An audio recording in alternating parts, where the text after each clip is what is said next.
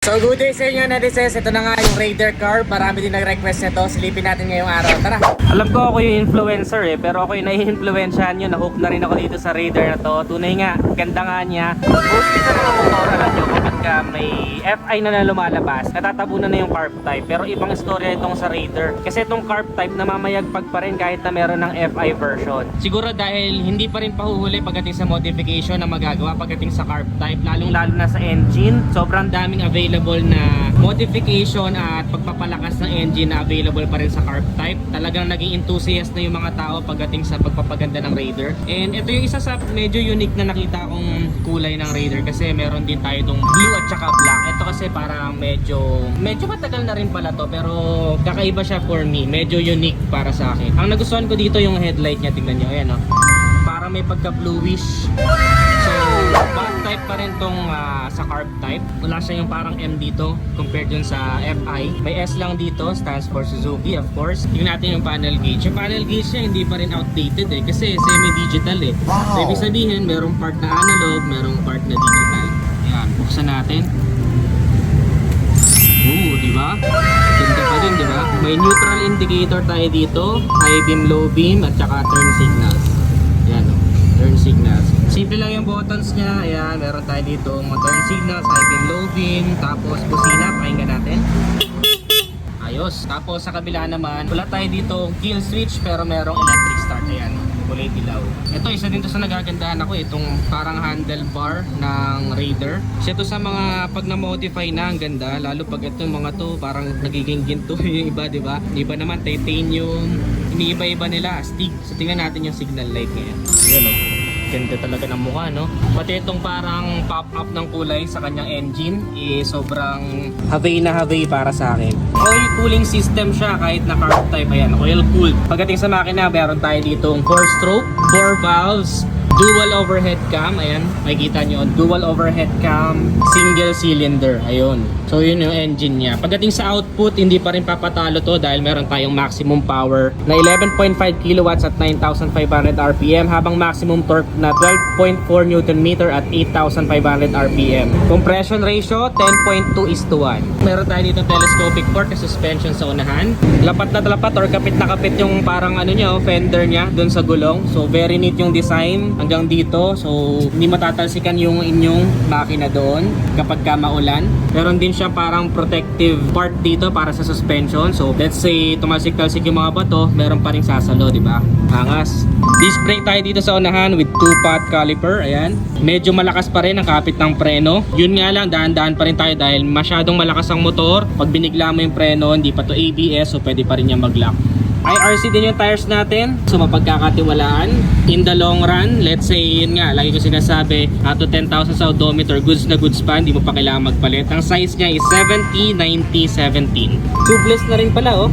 Ayos ha, kahit carb type, tubeless na. Panalo, di ba? Ang ganda ng pagka-blue nito no? Parang aqua ba? Ano ba tawag dito sa blue na to? Hindi naman siya cyan. Ganda ng pagka-blue niya May mga ventilations pa dito. Tapos biglang parang may palikpik dito no? Kulay black. Dito pala yung mga ano nyo, specs niya, may nakalagay lang. Suzuki, dual overhead cam, 4 valves, Suzuki Advanced Cooling System, 6-speed transmission. Tapos nakalagay lang dito, Raider. Ayan Ganda, di ba?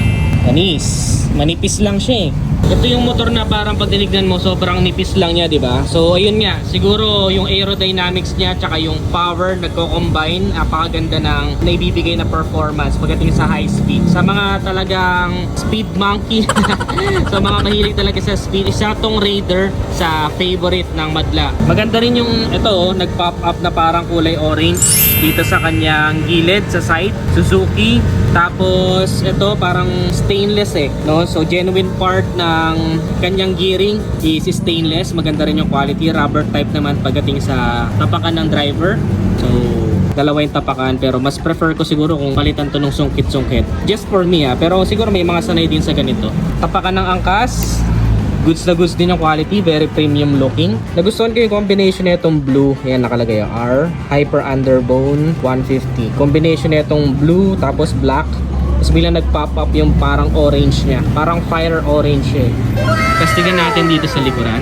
Very sleek din, no? Parang mas sleek or mas sexy sa akin tong taillight na itong carb type. Just for my own opinion, ha. Ayan, no? Ang ganda niya eh.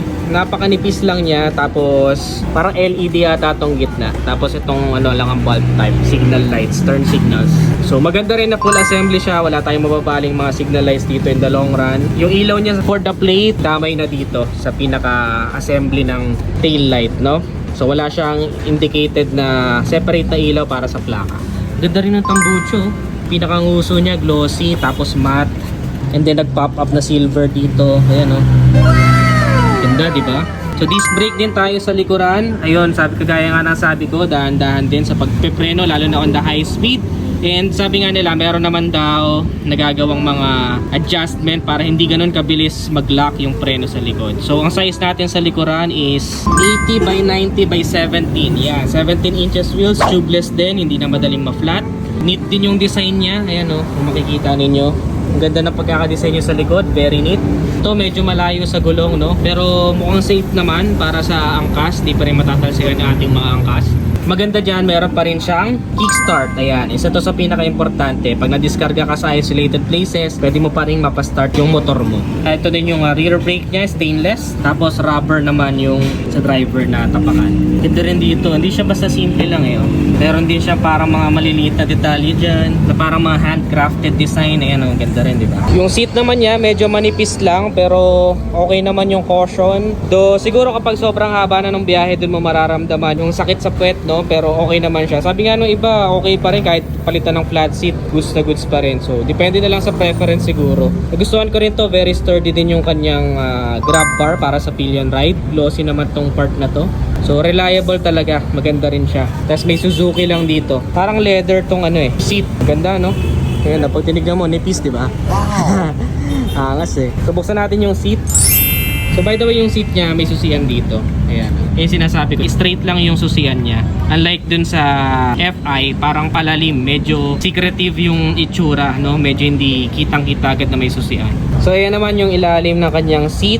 Wala rin masyadong makikita. Wala ding mga secret dito. Nalalagyan ng tools. Pero ayan, pwede mo isingit pala dito yung papel mo kung sakali wala ka talagang paglagyan. Ito lang yung medyo not sure part ako kasi super exposed ng battery, no?